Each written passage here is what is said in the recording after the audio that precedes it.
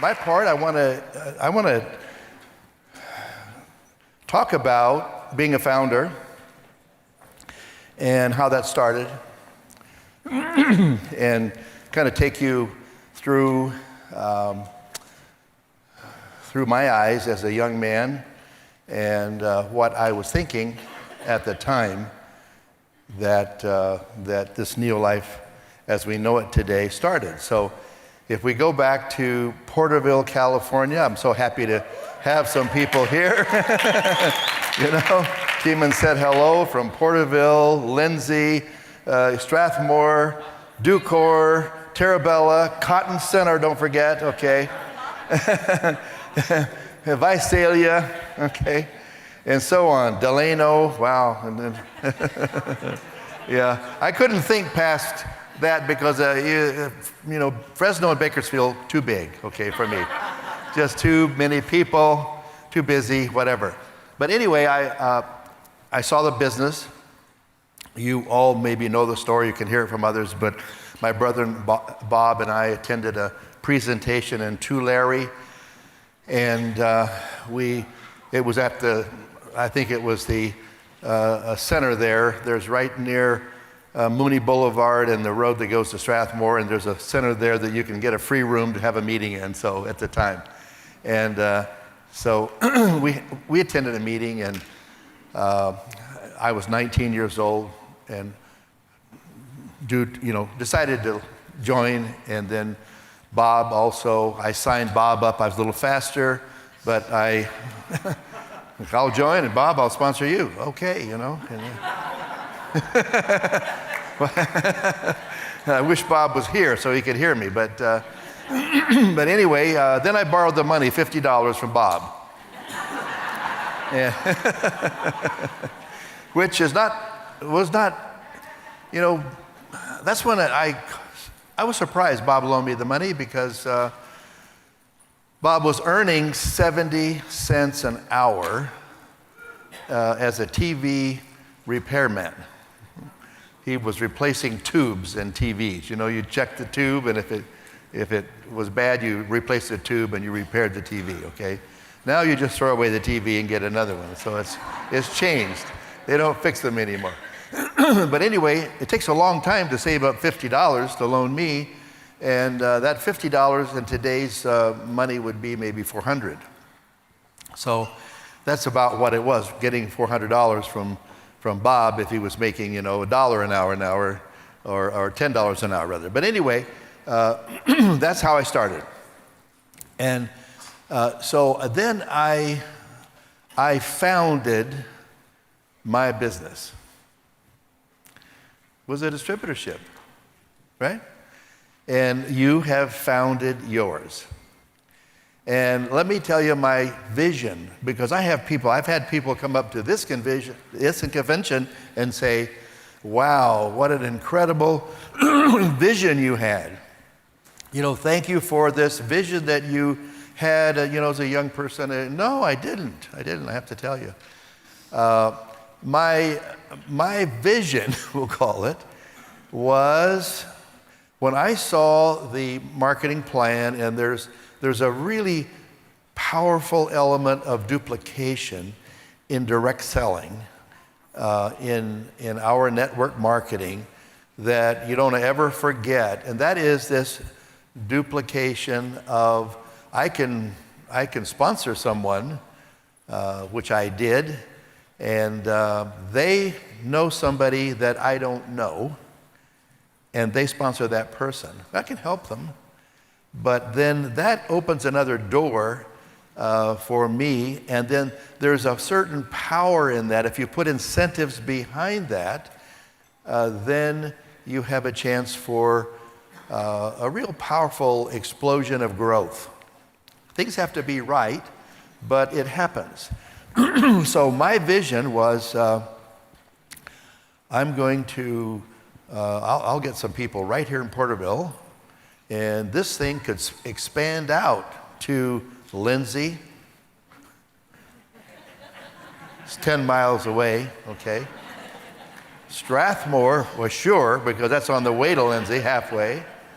Terabella, the other direction. Cotton Center, Tulare I could still think about, and Visalia, that was the big city in my vision.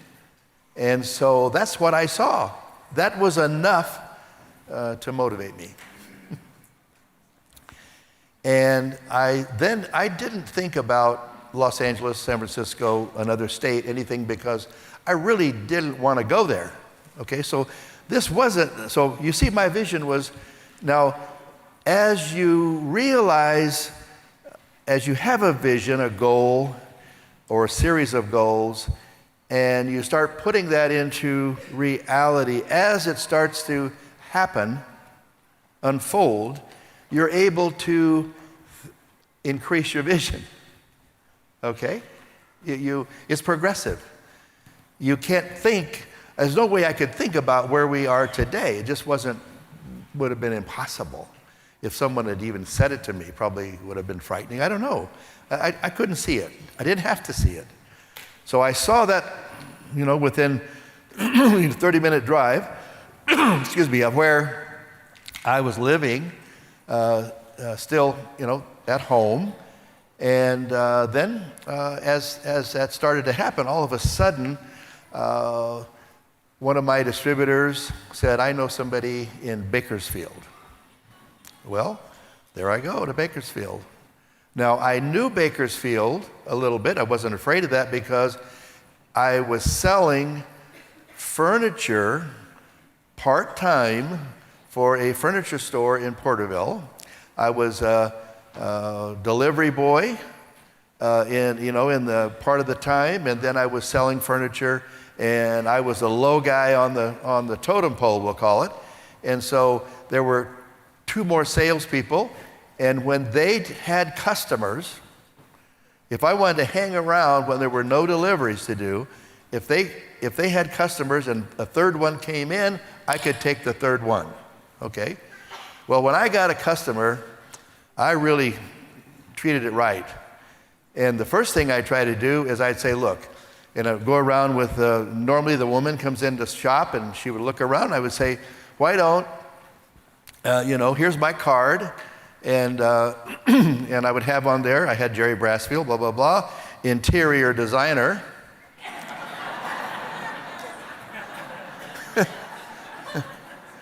Self-appointed, okay? And I would say, why don't I come, I see what you're wanting here, why don't I bring some samples, I'll come over and I'll look at your living room and we'll have a look and we'll sit down and discuss it. And so I'd get them away from the store so the other guys couldn't bother them. And then I would go deal with the customer. That's how I started selling. And so, but that was a step in the direction. So I'd already been to Bakersfield because the owner of Weatherby's Furniture Store, folks, still there, right? Blackstone Boulevard, is it? Is it on? Yeah. Anyway, I go down there, and they bring me in for the weekends, and they'd have these big promotions with spotlights, and people would come from all over the valley, and they had country western bands there, Johnny Cash, Merle Haggard, all these people were playing all night long, and people were coming in, and so I would sell furniture on the weekend, okay? And then my little business that I was the founder of, I would deal with at other times, all right? Now, but this started to spread, and all of a sudden, I had distributors in San Diego, okay? I decided then to move to the Bay Area, San Jose, and then I started to get distributors there. And each move, now along the way, the first company went bankrupt. Now this is a very traumatic thing, okay?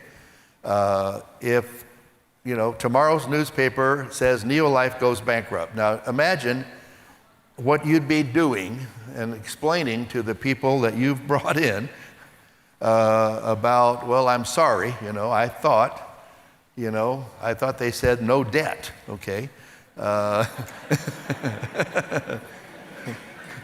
If you can just put yourself in that position and feel the embarrassment and the shame, and your whole world gets rattled.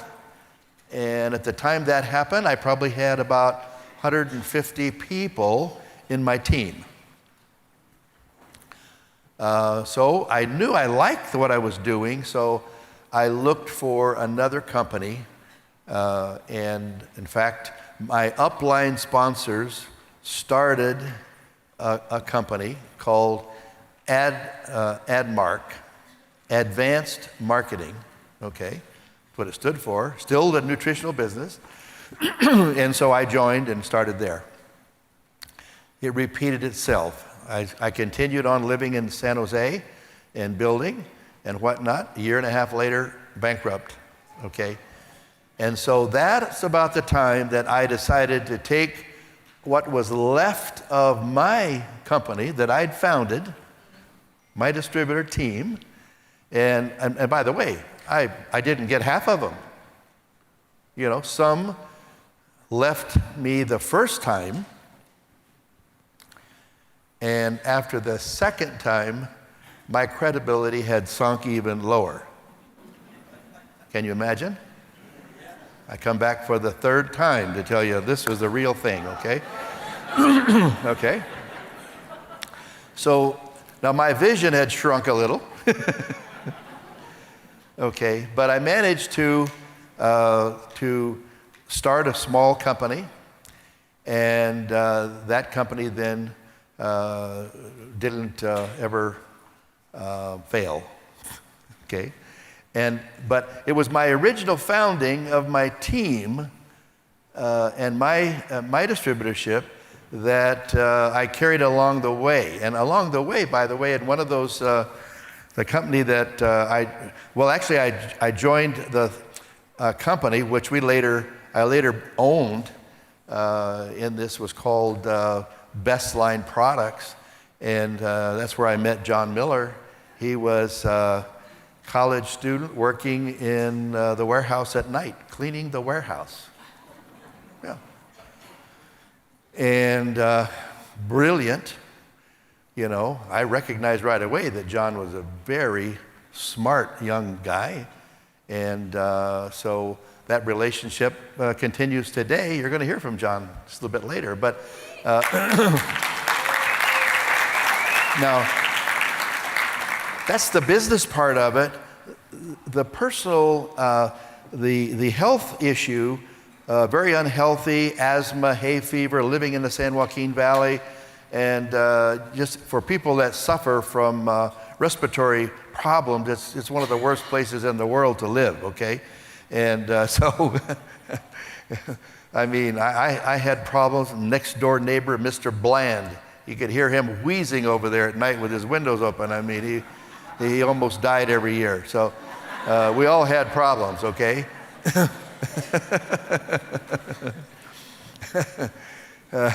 So anyway, that's the health issue. My mother got me onto supplements. So when I was introduced to, at 19 years old, I had some health benefits. And so it was easy for me to say, yeah, I believe in these things because I had improved. Not totally cured, but improved.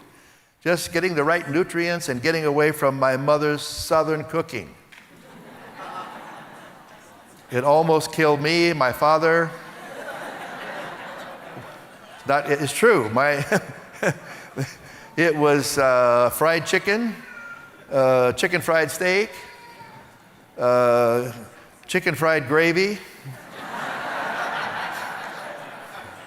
fried potatoes, you know, homemade ice cream, you know, and homemade biscuits and homemade butter. And I'm making myself hungry right now because it's part of my my DNA and my gene pool. Just when I think of those things, I got to have some of that right now, you know. I almost had a fit yesterday. We talked about homemade ice cream, you know, and wow, I was thinking, oh, my mother made homemade ice cream daily. And my father demanded it. You know, in fact, along with that would be blueberry cobbler and peach cobbler and you name it, and fried apricot pies. If there's a possibility to fry anything, she did it, okay? My father got seriously ill and had to go to, the local doctors couldn't help him. And he was failing, and they said, it's got to be something, could we get him to a clinic? And I got him into Stanford. And I'd go up to visit him, and the first day I go in there, and I said, how are you doing? He said, well, okay. But he said, they're about to starve me to death in here. I said, so then I go the next day, he was a little bit better. Go the next day, a little bit better. And then finally he's fine, and they're starting to give him a little food and things, and they'd been giving him fruit juice and whatnot. I met with his doctor, and I said, what's the diagnosis? And the doctor said, well, his diet is killing him. And all we did was, stop giving him all that bad food. He told us what he eats every day, and so it's totally plugged him up and everything, and nothing was working, no digestive system, no anything, right? And so all they did was stop putting my mother's food in him. And that cured him, okay? So, uh-oh. I see some people doing like this, to the... Okay, let's go a little bit further now. That's the startup, but the message there is you're a founder of your company, and you hear that, you're independent, you're a founder of your company. Start thinking of it that way, and then get help.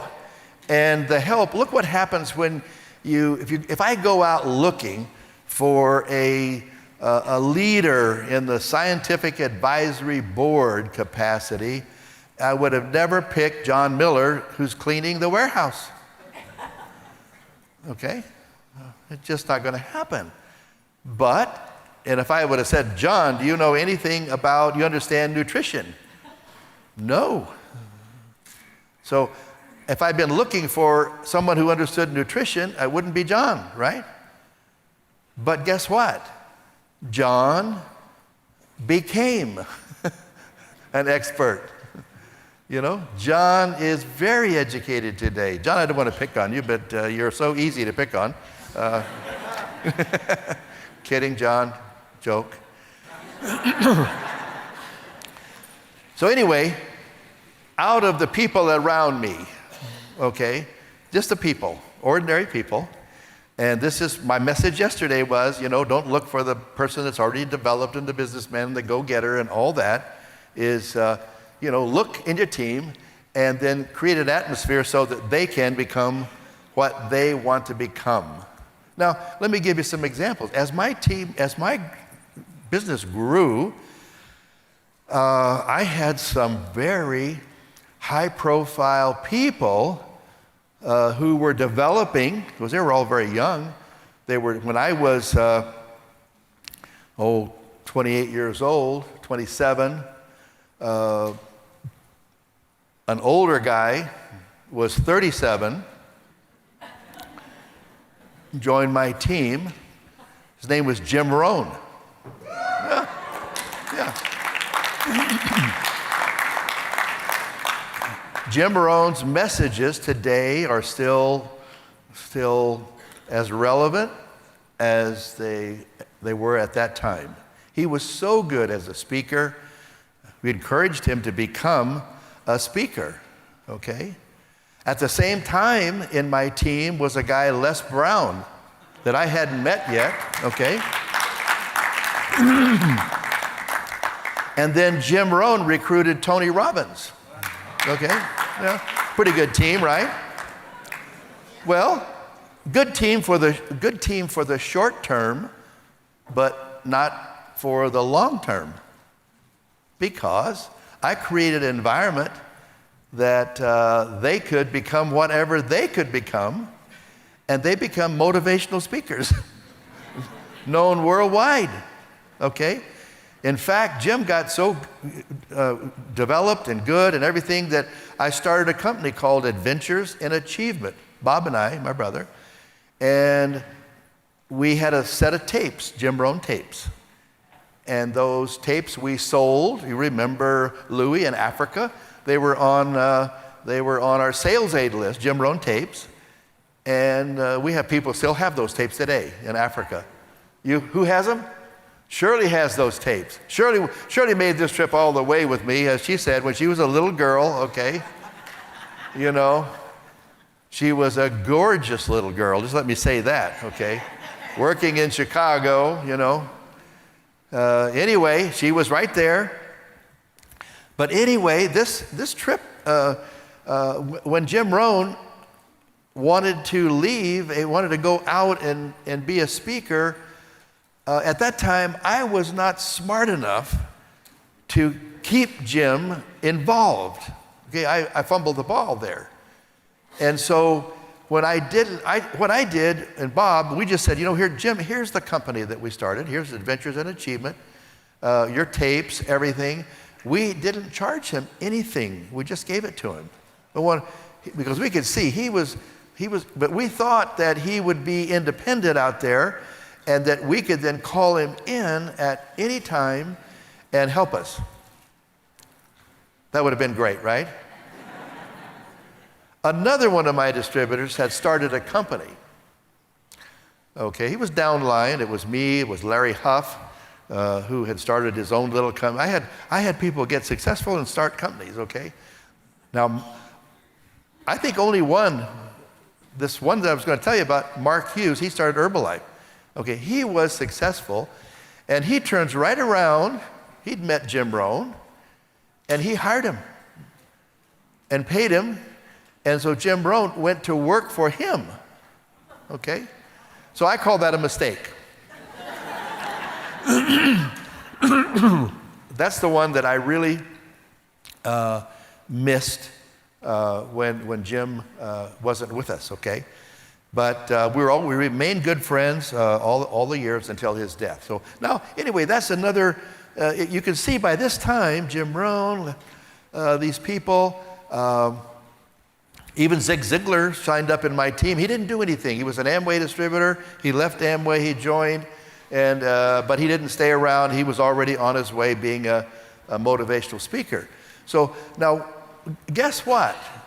Because, here's the second lesson. These high-profile superstars leaving me did not affect me except on the very short term. Because they left behind other people that I could work with. Okay? Don't ever think that you're going to keep everybody that you bring into your team. They're going to develop in other directions. Everybody's got this little brain up there that's making choices for them, and it can span in any direction at any time, okay? It can go crazy. It can achieve sanity again. You know, it's in the world. It's in the United States of America, Mexico, Canada. It's in the Bay Area. It's in my family, okay? It works all the way down. You know, sometimes my family members will do things I don't understand, okay? You know, but, you know, we're still a family. And we get along, and they do things, come back around, and we keep going. So the Neolife family started growing. We invested most of our money always back into the business. Okay? Ever since Kendra took over, she's been investing all the money back in the business. Kendra, when are you going to stop this nonsense, okay?